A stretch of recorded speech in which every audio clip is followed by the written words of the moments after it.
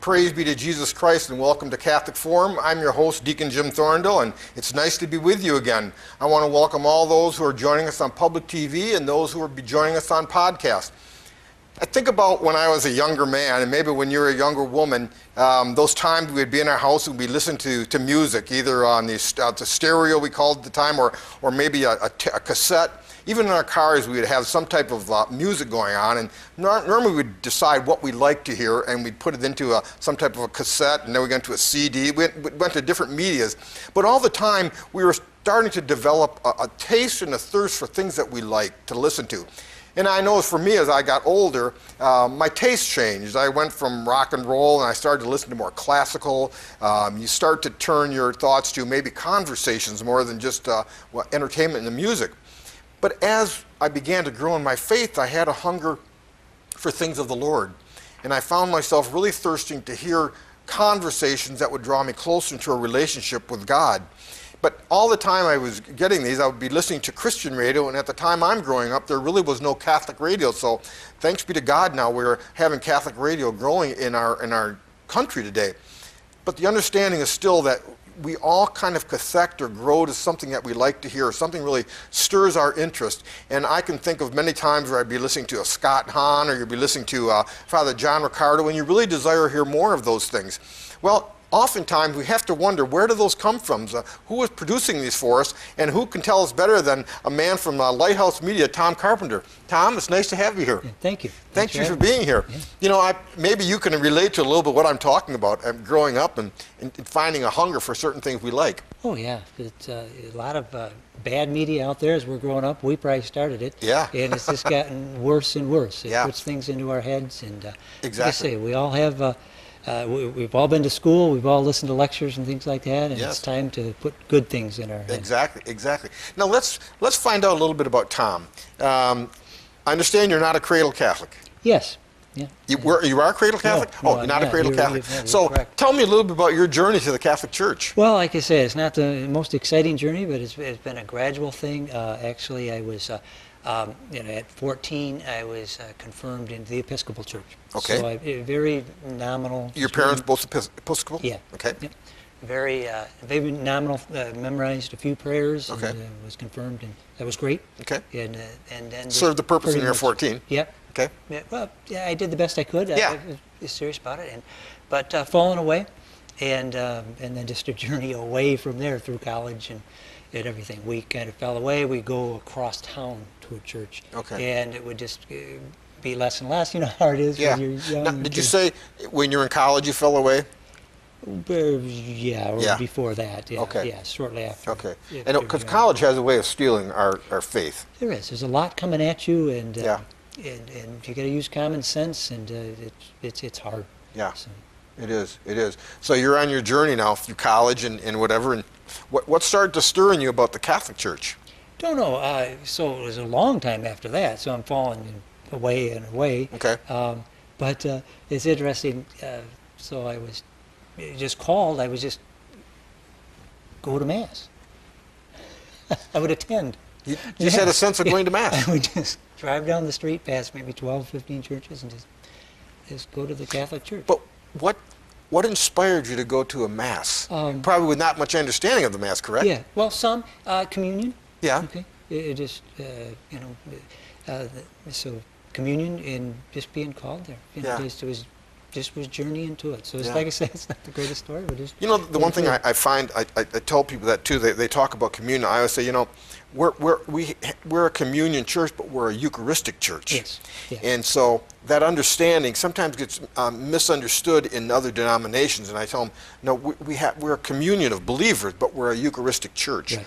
And it's the Eucharist that draws us in to this relationship with the Lord. Right. So you're going to Mass, so, but you're still not Catholic. Right. So I just gradually was going and learning more, driving, past many different choices and churches. I just thought, this is the place to be, but just attending over time. Yeah. And then I moved, and like I said, part of our falling away before was the distance of going with family and things like that. So I said, well, what parish? Now, you're married at the time too? Yeah. Children? I'm married.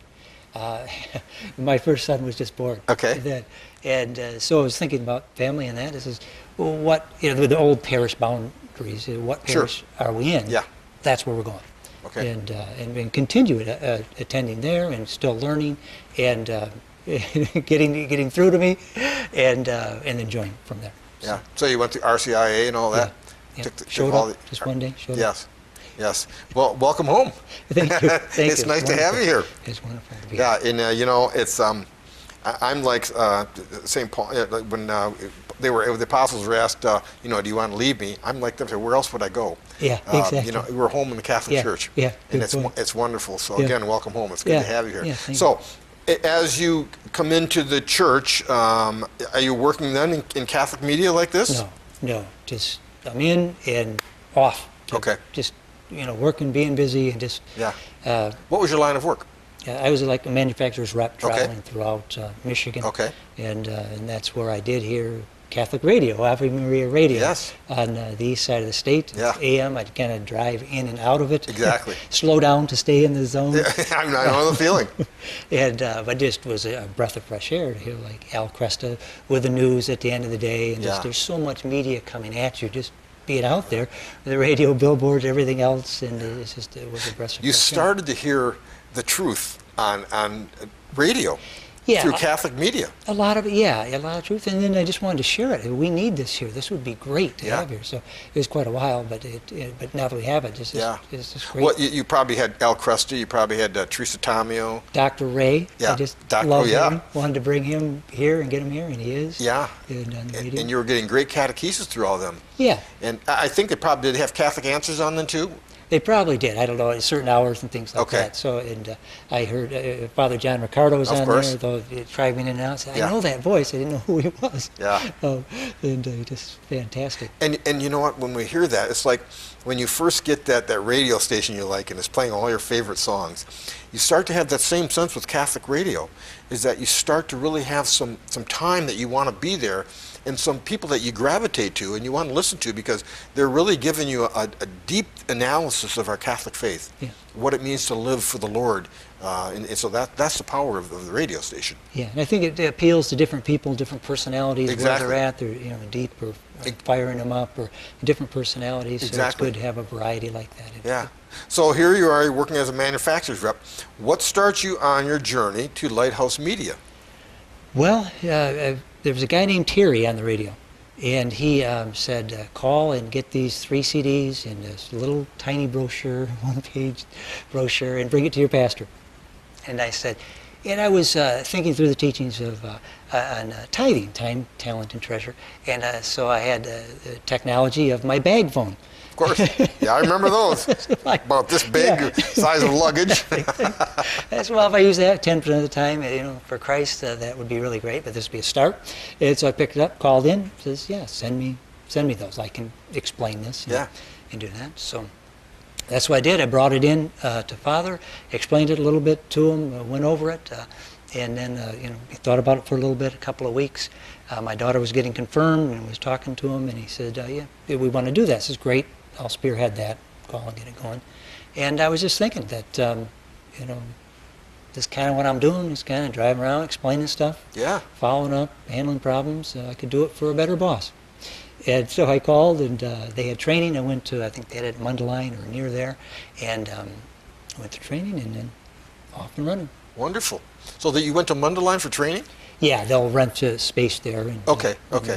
How long did they train you in this? Well, I think that was a day or two. Okay, but to get acclimated to what they have, the product line and everything else. Yeah. When you first started out, you had to probably do some cold calling. Yeah. Knocking on doors. Oh, yeah. How receptive were the parishes at the time? Yeah, it'll vary. I mean, it's all over the place. Like anybody, different personalities or what's going on. I think Ave Maria Radio has helped in the Lansing Diocese a lot to get that going. People just are open. In other areas, not so much, and in others, more. So yeah, it's like anything. People are just don't know what they don't know. Exactly. First of all, give us a little history of Lighthouse Media. How long has it been around? When did they start? About 10 years. It was December of '05. Okay. And it started out as a guy named Mark Mittendorf was one of the founders of it. He had a little square box of cassettes that he put in the back of church. And, to bring good quality materials to people was his goal. He was buying a lot of these cassettes. It was going well. And about that time, he got a call he was getting a lot of them from St. Joseph Communications. So Terry Barber called out from California. This was in Chicago. Okay. And says, well, I noticed you're going through a lot of tapes. That's great. And I've got good news, bad news for you. One, we're switching over to CDs. Of course, technology has to change. And two, got some ideas for you. So those two got together. Okay. And then also Dave Durand also has been instrumental in starting it. And put their ideas together and just, brought it up to date, to modern times, and a great way to take off and just reach people where they are. Classroom, in the car, and just reaching a lot. And that's what it is. It is a classroom in the car. It really, particularly in our culture today, people are always listening to the radio, trying to find something that they can journey with on that way there. So it's about 10 years old, and they started out with just cassettes, you said? Yeah. Just cassettes. Yeah. Now, I'm well versed in some of these you've brought along here, but let's talk about people's purchasing habits in Lighthouse Media. First of all, too, is when you go into a parish, who's the person you're trying to contact for? Is it the parish priest that has this? Yeah, Father will have the say, and then other people get involved, the DRE, and everybody else in the parish, the youth people. So it's a pretty simple thing. The average pastor is, as you know, is responsible for 1,500 families. Exactly. And so we're very busy, so staff can get involved, everybody can get involved. It kind of makes it easy. A lot of times a volunteer will spearhead it, take account and keep us on a 3-month program to keep them fresh and new in there. So how would you, if the pastor says yes, how would you set it up in the parish?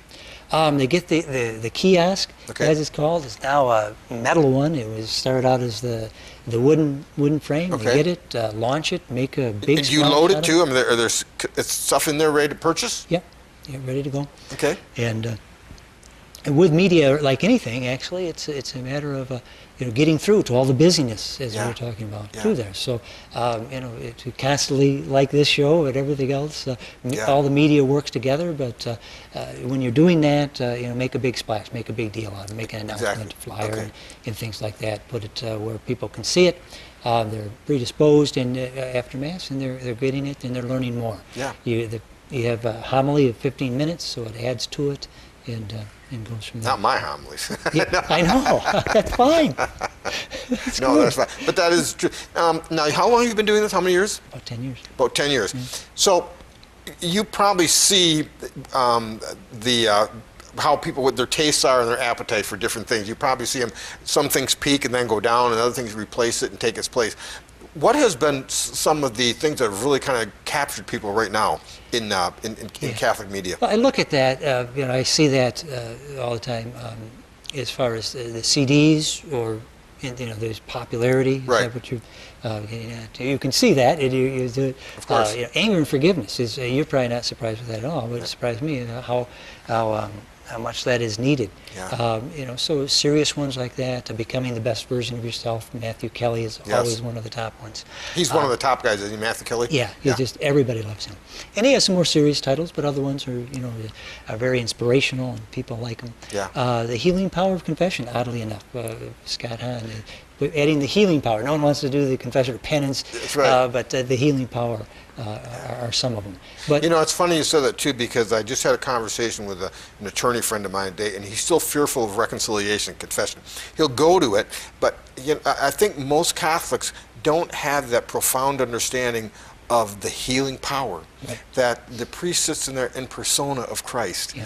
and waiting. He's not waiting there to judge us, he's waiting there to heal us. Yeah. And that's what these tapes bring alive. Yeah, what a gift. And there's, there are 3 or 4 in different angles at it. So getting people to listen to that. And like you say, the popularity of ones, the kiosk will have either 8, 9, or 16 titles in it, depending on the Okay. size of the parish, like that. So I'm encouraging people to, get all 8 at a time. It's 1 a week. Yeah, Okay. Then we'll have new ones in 2 to 3 months, like that. Okay. And listen to them all, because some of them will it'll strike me, and then the one that strikes you will be something different. And like I say, it's 45, 50 minutes after the Sure. intro a week that you're putting good things into your mind. Exactly. And some will be more inspirational, some will be more serious, and things like that. Now, are people renting these or buying these? They buy them. There's a They're buying donation, suggested donation of $3. Right, okay. So Okay. put it in there and get them, however that works. But get them, Yeah. and put good things in your mind, and listen to them in your car, and share them. You know how much better it would be to listen to that as a Catholic, to really become informed and educated in our faith, and really they're really apologists that are speaking to us. They're really giving us an explanation of our faith and what it means to live as a faithful Catholic, and giving us energy and revitalizing us for our faith. Yeah. And that's the power of these tapes. Yeah. Yeah. They're explaining the faith. Some are defending the faith. Others are inspiring, and others just teaching. Yeah. So that you can learn a lot with the time that we all have with media. But there's so much. So an hour a week is it's Yeah. not that much. And I would suggest, particularly those who travel a lot in their car, you can pick a lot of things to listen to, but really to listen to good Catholic radio, or to the series that you brought along here. And I'd like to talk a little bit about these series too, because these are really kind of the ones that are really powerful right now. Yeah. And maybe you can explain, because I know you have one here for Father Barron series, don't you? The Catholic, is that, Yeah, the Catholicism. He was kind of the leader in that. Yeah, Started and that all out. I've watched that entire series a couple times. Yeah. I would tell people, if you really want to get some profound history of our church and what it means and how we've grown into our Catholicism, our church has always been the same church, but we grow as time grows. We change a little bit, Right. according to the time. But we say that same Catholic church. Father Barron does a beautiful job. Yeah, he kind of led the way with the scenery, being on Yeah. location, and the beauty of the cinematography. Yeah. He kind of led the way in that and showed us, and we're used to that with consuming the media and Yes. watching movies and CDs and everything else. So he Now brought something like this wouldn't be in a kiosk, would it? No. No. No, that would be online, or you would have it at the parish. You could watch it. Okay. And I know, you something you would sell, right, through Lighthouse Yes. Media. Yep. And they can go online and purchase from there. Yes. Yeah. Yeah. Tell me a little bit about this Symbolon. Okay, so going from that to the basics of the kiosk and the CDs to Father Barron leading the way, Symbolon is a comprehensive explanation of the Catholic faith. Okay. It has 20 episodes. The first 10 are knowing the faith. The second 10 are living the faith. The Augustine Institute puts it together. It's Okay. a graduate study institute. Okay. There was like a bunch of bishops that wanted them to put this together to have a comprehensive, thorough explanation of the faith. Yeah. And that's how it all started, and it grew from there. They Okay. learned from Father Barron, so they're on location, have the beauty of that, and they go on from there. Different scenes and different shots. Some of them will be on a class board or a whiteboard, but Okay. it's quick and goes through it. There'll be discussions on it, and it's like I say, it's thorough, comprehensive. Would this be something that, I'm not going to say a marginal Catholic, but a Catholic who's really not really steeped in their faith, could they start with this series and really grow in their faith in this one? Yeah, it's excellent for that. It's also available on the online platform as well, so Okay. it can be anywhere that you are, whether it, When you say laptop, online platform, explain that to our viewers. if laptop, Okay. desktop, smartphone, anywhere that you have the internet, you can study the faith. You can study off of Yeah. that. So it starts out with the basics, and like I mentioned the other day, that some of us haven't studied that for 18 years. Yeah. So you learn something there, and then the second set is a little more into it as well. But we all learn something, even from the basics. Of course, faith. of course. There's always more to learn. You know, our minds are like sponges too. We bring that in because we're thirsty for the truth, and we hear that. Now, I know you said you had one by Stefanik. Which one was this one that you're talking about? This would be a clip with Dr. Edward Shree. He's very popular. He is interviewing Chris Stefanik, and it's a nice clip. They're also not afraid to address some of the hard issues today. So they go through that, and you'll see. Okay, let's take a look at that right now, okay?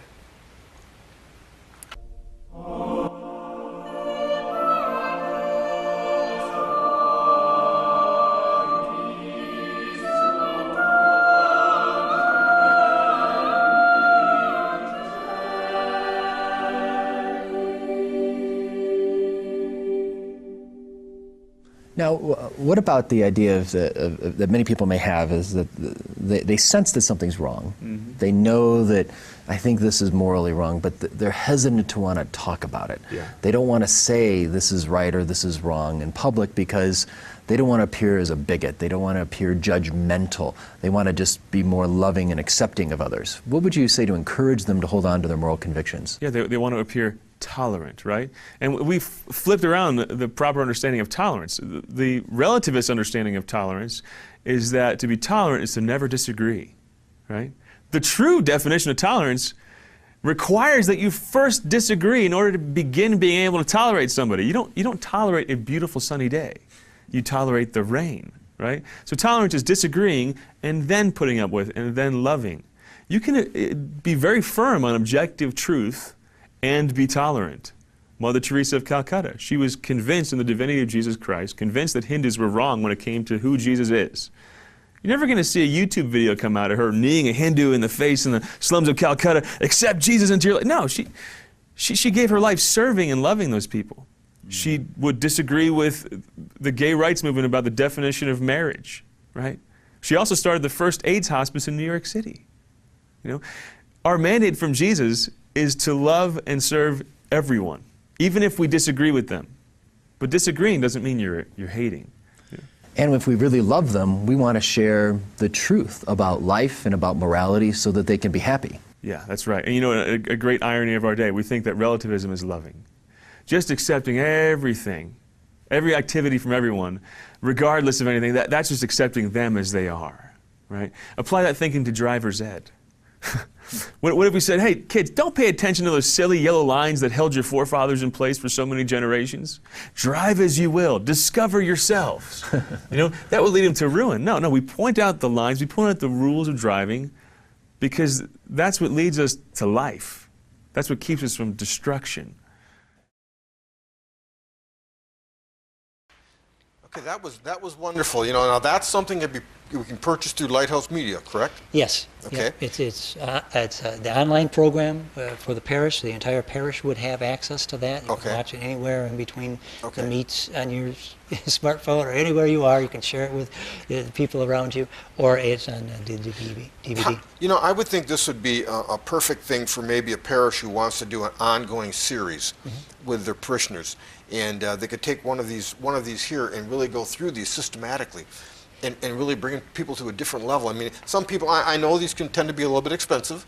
Something like this I know runs about, what, 100 and... Yeah, generally, the parish would have it and then it'd be available for everybody. For the people. Yeah, and there's study guides and leaders guides with it, so you can do it in small groups. You could use it, you do it at your home in small groups and things like that. So have leaders do that, which is new to us, having small groups and being a leader of it. But it walks you through it step by step. Say this, do this. So if you're not used to being, a small group leader, you can do that. Have fun with your friends and your family as well. And the other one is also online, so it's available to the whole parish, and also there's leaders guides and participants guides, so there's questions, to keep things moving. And things like that. I would suggest if somebody was going to go online, or if they want to contact Catholic Lighthouse Media, if they purchase this, it would be well for them to look at this first and really get a good sense of what's going on there, because I think then to bring another group in and to study this would be profound. Yeah, we all need it. Like you say, there's only so much we're learning every Sunday, and there's so much coming Yeah. at us to pulling it this way and that way. Yeah. It applies to our common sense, but we know, hey, that isn't quite right, and why? Yeah. And then we have to defend it in a lot of cases. It's not always, but You know, and many times when the priest or deacon are preaching, sometimes we can get in a mindset we assume that people know what we're talking about. Maybe we're talking about some historical figure or some historical incident that went on, and people aren't in tune to that. I think people would find it fascinating to, particularly when I watched the Catholicism series, to get the history that was probably absent in some of my studies also, and to kind of fill in those gaps and to really be formed in a more powerful way as a Catholic. yeah, we're going over for Lent 2 episodes a week, and it brings up to Holy Week. And, Okay. we're just going to share, something that we learned. Hey, Yeah. I didn't know this, or I don't remember this, for a long time ago. You know, for you, of course, working for the company for about 10 years, how has this increased your faith? Just tremendously over time. They have, they just heard that the apostolate, allow the apostolate to sanctify you. And it's just going through in the process of many parishes have the problem of 33% of Catholics don't believe in the true presence of Right. Christ in the Eucharist. 3/4 don't attend Sunday Mass. Yes. And then the tithing aspect of it as well. So just being involved with it and trying to encourage people with that just tells me tremendously to grow closer to Christ and His Church. Yeah. And it's just been a real blessing. There's so much in there. You know, what you're saying too, Tom, is so true then, because if we can get those people to come into some type of catechesis formation with these series where somebody's sitting down and having a conversation, not trying to put it over them, but really to teach them to understand why we tithe, why we believe in the real presence of the Eucharist, why we do what we do as Catholics. That's important. But I'm also thinking this too. Parents who want to really invest in their children. What a great way to have these in your home and to sit down and watch them with them. And, be steeped in what they're going to watch, and then be able to have an explanation time for them as to why we do what we do as Catholics, and then really kind of back it up with these CDs. Yeah, it really is, and we get it. It's the time of mercy, and we need to do that now, or even beyond Saint Philomena. It's Yeah. almost to the point where the kids are going to be catechizing the adults. Yeah. And that's fine too. I mean, we can teach them at any time, any place, and it's they're pretty advanced kids today, so they can understand any of this. They are. Well, they know their smartphones and they Right. know everything else. They know all the Right. technology. But to really the meat and potatoes of their faith, that's where it comes down to one-on-one conversation and really bring them to that point. So again, I think what a marvelous way for parents to have a one-on-one relationship. If you're going to watch a movie with them, take one of these. Yeah. I think they would be fascinated by the scenery, particularly in Catholicism, to see the history of the church, and Father Barron really brings it alive into really making it an understanding that we're a universal church. He goes all around the world in different churches, and it brings it alive. Yeah, he does. And the Assembleon does the same thing. Online platform, when the parish has it. I have a little stick. It's a Chromecast, so I Okay. can throw it up from my laptop on the TV. Yeah. So people Oh, are that's used wonderful. to doing that. You can go through the clips, go through it. And then for the younger people as well, for youth groups, high school through colleges, Why Disciple, Yeah. which is play on words. That's a beautiful title, Why Disciple? Yeah, right. And who's presenting that? The same group of people, Chris Stefanik, Okay. Father Leo, who will be here for Cape. Yeah, Leo Padalinghug. Yeah, on there, and a lot of the top speakers. And Yes. they have it a little more lively, too. I mean, it's going to be shorter clips for the Yeah. short attention span today, Yeah. but it's not going to shy away from some of the tough issues Well, today. Chris Stefanik and Father Leo can definitely hold your attention. Right, and there's a good Yeah. group around them as well. Tom, I want to thank you for being here. I mean, this is really important for Catholics to understand that this is available, and that there is a way that we can bring ourselves into a deeper relationship with the Lord, and we can do it at our leisure. We can really take these and bring them in our car and bring them in our home and really have a powerful catechesis time. I want to thank you for being here. It's been a pleasure to hear about this, and I hope that you Catholics listening will notify or call Lighthouse Media and purchase some of these. I want to thank all of you for watching. As always, we give all praise to Jesus Christ, in the name of the Father, and of the Son, and of the Holy Spirit. Amen.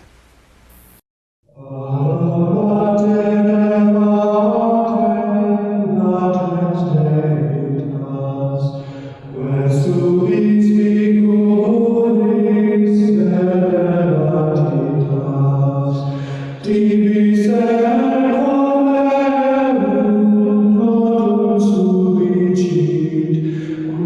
protect